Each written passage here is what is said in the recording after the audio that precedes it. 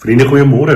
Dis Dinsdag 22 Julie en ons is by Koffiekuier 958.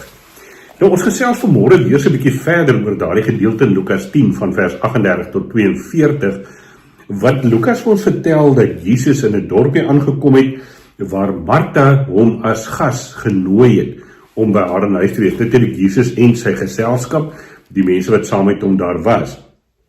En dan vertel Lukas vir ons hierdie verhaal en sê terwyl Martha nou besig was om voor te berei en kos reg te kry en eintlik as gasvrou almal te wil onthaal en te wil bederf, wil mense amper sê, dan sit Maria by Jesus se voete en luister wat hy sê in sy teenwoordigheid. En dan kom Maria by Jesus aan en sê vir hom: Here, maar pla dit u nie dat my suster my alleen laat bedien nie. Nou in vers 40. Sê sy moet my kom help. En dan vriende, Jesus se antwoord, waaroor ons nou ook Sondag in die erediens nagedink en Vrydag so 'n bietjie gepraat het al in Leiden, wat die Here vir haar sê: Martha, jy is besorg en bekommerd oor baie dinge, maar net een ding is nodig. En Maria het die beste deel gekies, dit sal nie van haar weggeneem word nie. En dan sit 'n mens hierdie prentjie, vriende, voor jou, Maria besig in die kombuis, Martha wat daar sit en jy dink, maar Maria, jy is bietjie lui, jy kan eintlik opstaan en jou suster gaan help.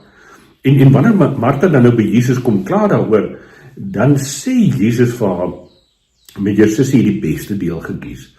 Nou, julle sal onthou, die van julle wat inskakel by ons eredienste, dat Dominee Janie Hougaard ook Sondag gesê het, dat in hierdie teks kan jy nie losmaak eintlik van die vorige gedeelte ook oor die barmhartige Samaritaan, waarby ons nou voorverlede week stilgestaan het nie. En dat 'n mens amper moet sê, wanneer jy die boodskap wil kry van wat wil God hê met ek en jy hoor, wat moet ons vandag uit die woord van die Here hoor, dan is dit Martha en Maria. Dis nie asof die een beter as die ander een is nie. Dis hierdie diensbaarheid van 'n Martha, maar ook 'n Maria wat in Jesus se teenwoordigheid by sy voete kom sit.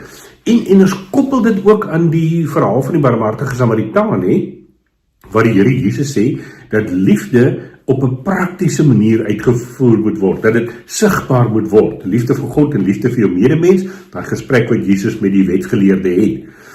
En eintlik wil 'n mens kom sê, vriende, dat wanneer ek en jy in hierdie lewe wat ons leef, as gelowiges, as disippels van die Here Jesus leef, dan is alles wat ons doen, kom vanuit hierdie bron van in Christus, in verhouding met hom. En ons het Vrydag so bietjie daaroor gepraat en het gesê, dink ook daaroor na. As 'n mens dan sê, Maria by Jesus se voete gesit, dan is die vraag amper wat ons vandag vir onsself wil afvra is, hoe kom ek en jy en kom sit ons by die voete van die Here Jesus? En ek wil vanmôre sommer op 'n baie praktiese manier vir jou vra om 'n bietjie daaroor na te dink. Hoe spandeer jy die tyd by God, by Jesus se voete? Op watter maniere? En ek wil sommer 'n paar praktiese goed net noem. Wanneer jy as gelowige op 'n Sondag in 'n erediens saam met medegelowiges is en die woord van die Here oopmaak, daaroor lees, daaroor dink, ook hoor wat die Here deur sy gees, deur 'n predikant met 'n gemeente deel, dis tyd saam met die Here Jesus spandeer. Wanneer jy in 'n erediens opstaan en saam met medegelowiges lof en aanbiddingsliedere tot eer van God sing, dis tyd by Jesus se voete spandeer. Wanneer ek en jy op 'n Dinsdag en 'n Donderdagoggend saam koffie drink en hier in die teenwoordigheid van God met mekaar deel, dis tyd by Jesus se voete spandeer. Wanneer jy vanoggend of vanaand of dalk albei kere in jou binnekamer stil raak en die woord lees en bestudeer en onder leiding van die Gees oordink, dan is dit tyd by die Here Jesus spandeer. Wanneer jy, as jy so bevoorreg is soos ons, om hier naby die see te woon, wanneer jy hier in die kuspaadjie op 'n bankie gaan sit en kyk hoe die branders breek en die natuur eintlik jou oorrompel met God se majesteit en grootheid, dan is dit tyd wat jy saam met die Here Jesus spandeer. Of as jy in die berge instap en die pragtige fynbos aanskou en eintlik verwonderd staan oor die skepping, dan is dit tyd wat ek en jy by Jesus se voete spandeer. So, ek hoop jy hoor iets van wat ek sê met hierdie gedeelte. Dis nodig vir my en jou as gelowiges om in die teenwoordigheid van God te leef. Nou, ons weet ons leef 24 uur van die dag, 7 dae 'n week in God se teenwoordigheid. God se Gees is in ons, hy's altyd by ons hoef nooit daaroor te twyfel nie. Maar ons moet partykeer so bietjie afslek, so bietjie die pausknopie druk en sê ek wil nou bewus word van God se teenwoordigheid. Trouwens, eintlik moet dit 'n lewenstyl word waarin ons voortdurend bewus is daarvan dat ons in God se teenwoordigheid is. En moet ons bewuslik, intentioneel, soos vir die modewoord, moet ons ook nadink, waarmee is God nou besig in my lewe? Deur daardie boemelaar wat dalk by my voordeur aanklop en vra vir 'n stukkie brood, deur die buurvrou wat deur 'n krisistyd gaan met kanker, of 'n gemeente wat sê, ons het mense nodig wat kan kom help vuilgoed optel in die ekobediening, of iemand wat kan kom help om broodjies te smeer vir die kinders by die skool wat honger is. Dis maniere waarin ek en jy leef, al hoe meer met daardie bewussyn van in God se teenwoordigheid. Of jy dan diensbaar is soos 'n Martha en asof jy meditatief bidend soos 'n Maria sit, maak eintlik nie saak nie, maar dit moet voor God wees. Dit is mos die pragtige Latynse uitdrukking, vriende, wat sê ons leef coram Deo, ons leef in die aangesig van die Here ons hele lewe.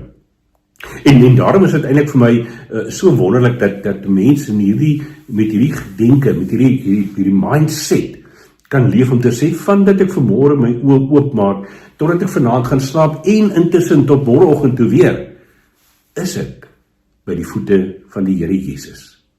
Maar kom ons doen moeite om bewuslik by tye so 'n bietjie af te skakel, so 'n bietjie die geraas van die lewe uit te doof en te sê, Here, waarmee is U nou besig?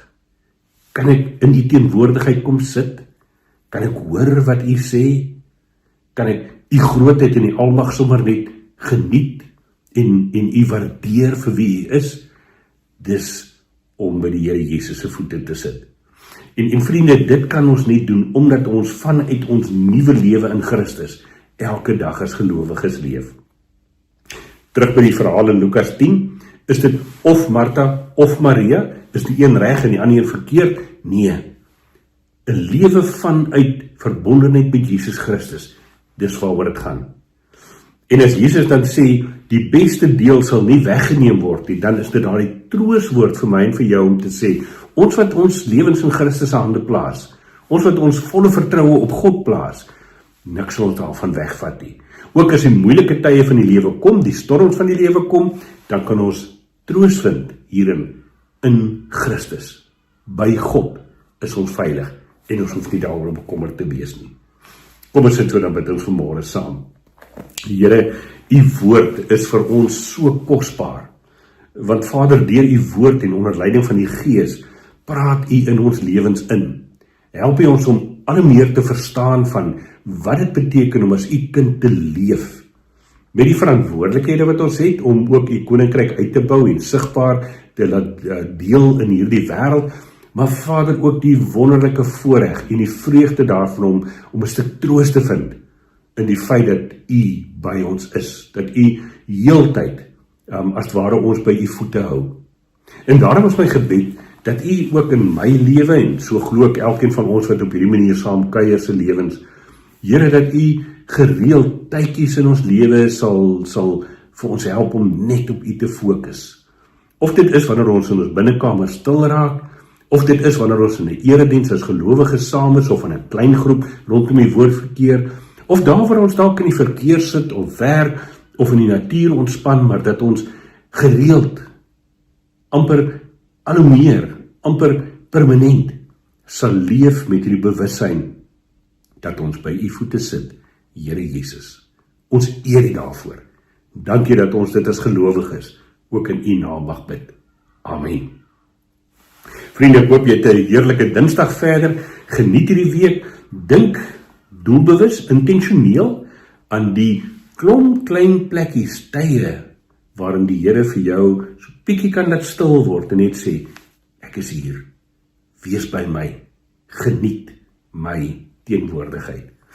Intussen geniet jou koffie, soos my kollega Leon Forsman al Pretoria altyd gesê het, ook jou koffiedrinktye is heilige oomblikke in God se teenwoordigheid. Leon, dankie daarvoor. Geniet julle week, vriende, ons gesels Vrydag weer verder. Mooi loop.